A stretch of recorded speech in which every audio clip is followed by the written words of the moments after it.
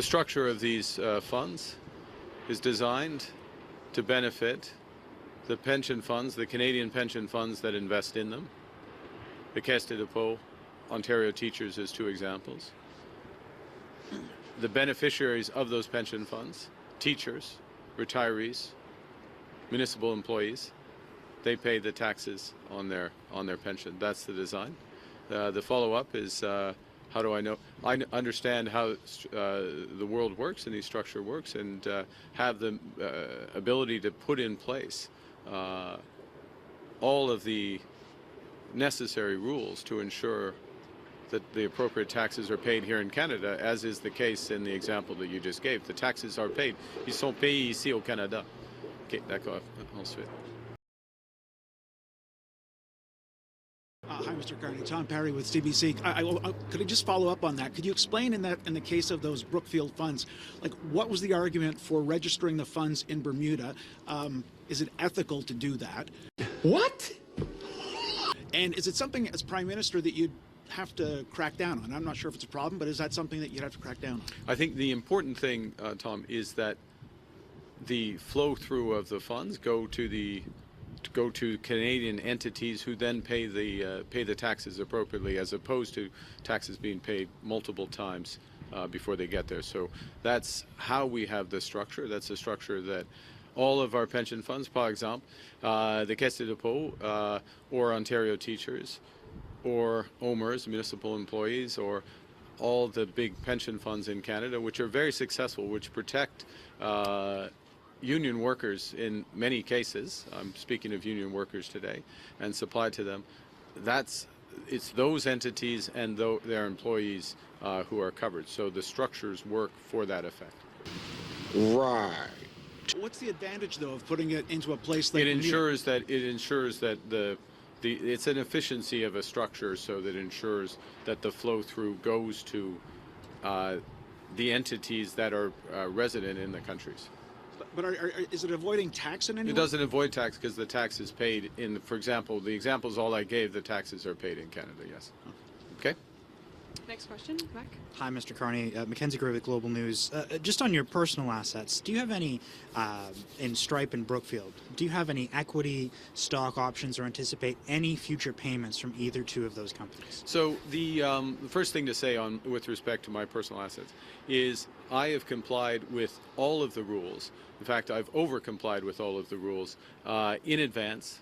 So months and months and months in advance, and put in place both divestitures. So I actually don't own directly any stocks in those companies, but since I had worked at those companies, I put in place ethical screens. So my approach to public life, and I've been in public life for more than 2 decades, is to meet all the standards. That is without a doubt the dumbest thing I've ever heard. And surpass the standards with the highest integrity. And my record, you can look at it, my track record is that as Governor of the Bank of Canada and other roles internationally. Wanting to get your thoughts on Mark Carney and your relationship with him while you were Prime Minister of the United Kingdom, and any advice you have to Canadians who think he might make a good Prime Minister. Well, Mark Carney was Governor of the Bank of England, and under his tenure, too much money was printed, which did damage to the British economy and put our economy off track. He, at the last election, endorsed Rachel Reeves' economic policy. She's now become Chancellor. It's been a disaster for Britain. The country is heading for bankruptcy. So I comply with the rules. Pierre Poilievre has had 927 days to get his security clearance and still hasn't bothered to do that. And I think it shows a fundamental difference in approach. I more than comply. I more than comply in advance. He never complies. What? Bro, what are you talking about, man? So I understand you might not own any stock directly right now, but I'm talking about in the future. So I just want to come back to this again. Well, I'm not going to own, just to be clear, sorry if I may, just to be clear, I own nothing now. I came into public life at a time of crisis. I put my hand up because of the crisis, because of what's represented by that bridge, what's represented by the threats to these good men and women of Unifor and their colleagues across southwestern Ontario and across Canada. What I've done is put all my affairs in order, well in advance. I own nothing but cash and personal real estate. So, and that's not going to change. In public life, that's not going to change. It's actually quite straightforward. So then, just to be clear, then, going forward, you have no potential equity stake, no potential stock option, or any other potential future payments that you currently anticipate could come from either Strike or Brookfield. So what I have is cash, personal real estate, and they're assets all those assets were divested into a blind trust, which is managed by a trustee, and it literally means exactly what it says. I don't know what's in it.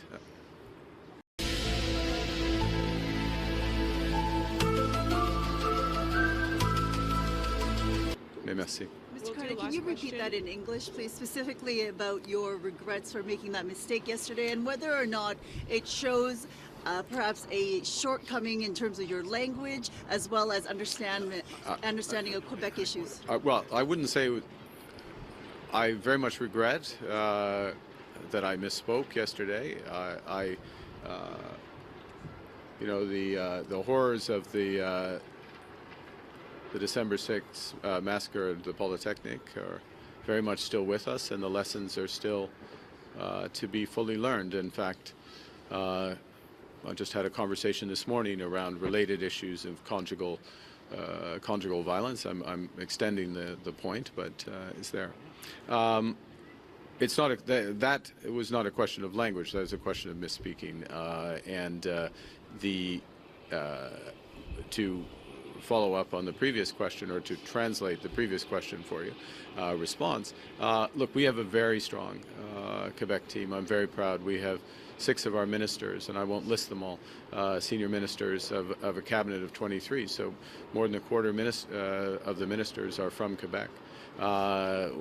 Within the 150 members of our team, very senior Quebec representation. I have very strong ties into Quebec society as well. Of course, I'm not from Quebec. Not everyone is from Quebec.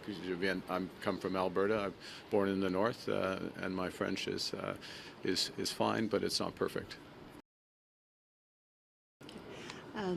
Mr. Carney, I'm Judy Trin with CTV News. We have confirmed that Chandra Arya was disqualified because of foreign interference, specifically related to his meeting with the Prime Minister Narendra Modi.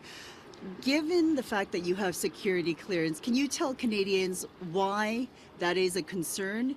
And the Liberals have yet to put up a full roster of candidates in all 343 ridings.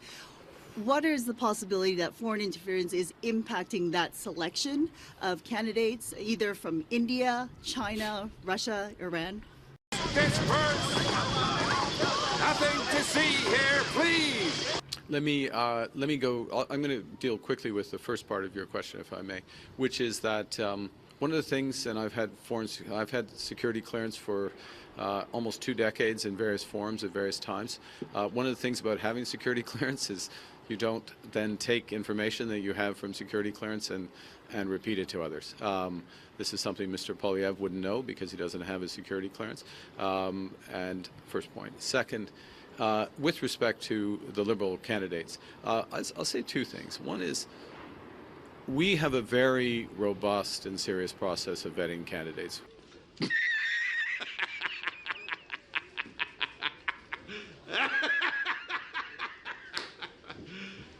You serious? And we take it very seriously, and so there are some candidates that we don't, to use our terminology, green light, we don't approve, and that is the case with Mr. Arya. There is tremendous interest in joining our candidate slate. We have a remarkable slate of candidates. I will just note the announcement yesterday of Sean Fraser coming in. I could point to Gregor Robertson, Natalie Provost, as we talked about earlier, Evan Solomon, Tim Hodge, like just a huge range of interest of people running for this team. And it's because of two things, if I may. One, it's a time of crisis, and people recognizing that in their own way they want to step up and help our country, and I salute them for it. And secondly, because the Liberal Party uniquely sees that we're all in this together. So it's a strong economy, but it's a strong social safety net. It's good union jobs and reinforcing those jobs. It is providing support for Canadians who can't afford it. So we don't say, as Mr. Poilievre said yesterday, oh, I guess dental care, some people actually do use dental care, so if you've got in under the window now, you can keep it. But everyone else, it's too late. It's too late. Oh, and by the way, if you're using childcare, forget about it. No, not this time. It's totally made up. Pure fiction. This is what's bringing people to the Liberal Party. And we have an incredible group of candidates. I'm very proud of them. And we will have a great team in government. No.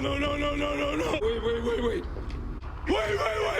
You're in an area that back in 2022 was the site of a week-long blockade by people who were angry about the Trudeau government's COVID policies.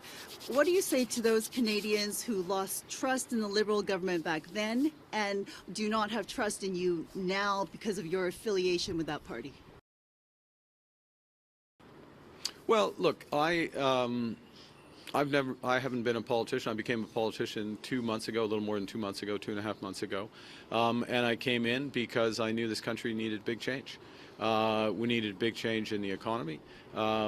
We needed big change in how we supported people. We needed big change to deal with Trump.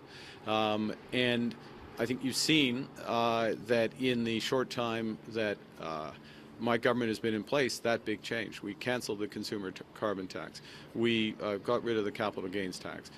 We put in place a series of protections for workers with respect to the Trump tariffs, whereas Mr. Poilievre would just use all of that money that belongs to them because they're the ones who are being hit, use them to cut taxes for others. We extended dental care. We negotiated new security partnerships with our oldest partners in France and the UK. I could go on, but Mr. Chase is waiting. Part of how you re-earn trust, and I understand the frustrations of those people, I understand the frustrations with respect to the cost of living. Part of the way you earn trust is by action. And what this government is all about is action. Ottawa, and I'm at the House of Commons, and you can see that the doors are actually locked. Locked since the 27th of January by the NDP Liberals as they decide to put party before country. Steve, I'm sorry. Last question to Steve before turning to Hi, local. Thank you. Steve Chase from the Globe and Mail. I got one question and one follow-up. The first question is about these issues that Mr. Poilievre raised yesterday. He's suggesting you're beholden to China. He talked about your regular visits to China. You went there at the time when Xi was trying to show the world that he's open for business. You went back in the fall. Then Brookfield secured a $276 million loan for some property there. I guess that was underwater. Was that a sweetheart loan? Are you beholden to China? Absolutely not. First thing. Second thing I'll say, look, Mr. Poilievre doesn't understand the world. Mr. Poilievre is a lifelong politician. It's all he's ever done. These slogans, sound bites, slander, doesn't understand how the world works. China happens to be our second largest trading partner. It's our second largest trading partner. We have trade disputes with China right now caused by them in the agriculture sector. It's one of the areas which we need to engage on. It's one of the areas, when you think about, again, the auto sector and the future of the auto sector, we've got to understand where China is, where China is going, whether or not there's any room for partnership in that. Look, I'm beholden to absolutely no one except to the Canadian people. I am here for the Canadian people.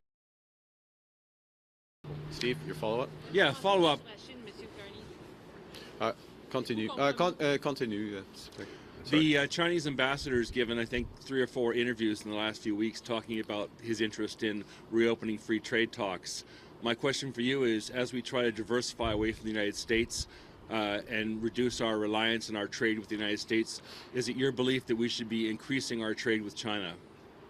Look, and reopening free trade talks? Here's in my view, on this broader set of issues. We need to diversify our trade as a country.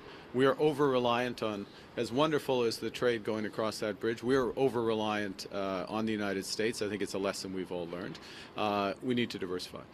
We want to diversify with like-minded partners. That's why I went to Europe in my first days as Prime Minister. I spoke first with European President von der Leyen.